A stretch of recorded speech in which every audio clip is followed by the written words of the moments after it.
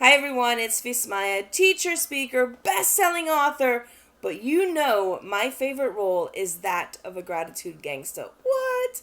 So this week we're going to talk about giving and receiving, and I know we've talked about that before, but it is such a powerful conversation. I've been doing a ton of speaking engagements, live engagements, podcasts, all sorts of different things. And one of the things that I love the most is listening to people after my talk to kind of hear the interactions that they have with each other. And one of the things that I've been hearing most often is people discussing the fact that they're so uncomfortable asking for help, receiving compliments, receiving gifts, because they always feel like they need to reciprocate. So, as you've heard me say before, many times, the energy of giving and receiving is the same energy. And if there aren't people to receive, how can you give that gift?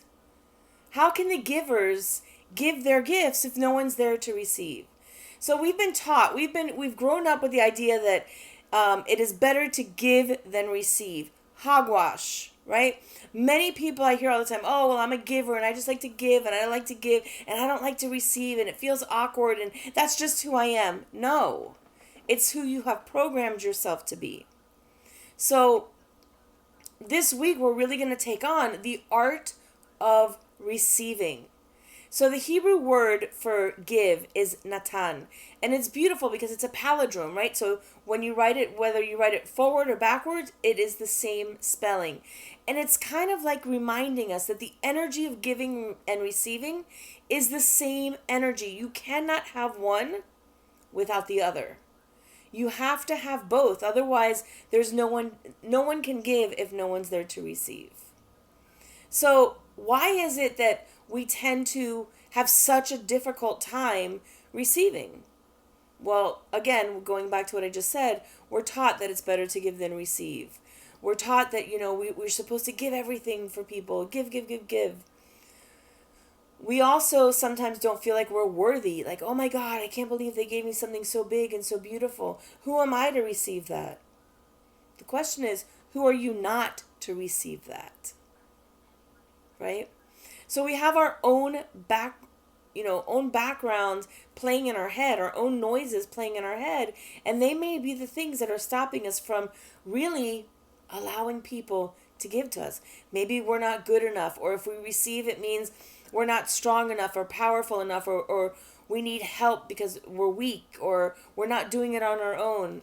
None of that is true, right? Sometimes people want to give you something simply because they think you're fantastic and they love you and they want to honor you and they want to say thank you for what you've done for them.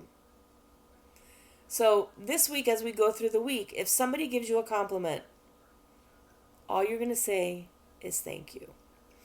I remember distinctly being at an event and I said to this woman, I go, wow, I love your dress. And instead of saying thank you, she looked at me and she goes, oh my God, this thing I bought it at Goodwill for $5. And all of a sudden I went, wah, rewind. I go, we're going to do that again. And the only thing you're allowed to say is thank you. So I did the same thing. I said, oh my God, I love your dress. And she said, thank you.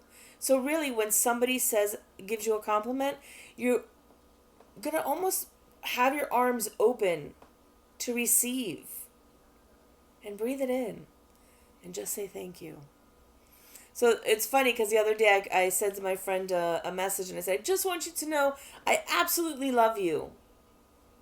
And the only thing he said back, he didn't say I love you too. He says, thank you.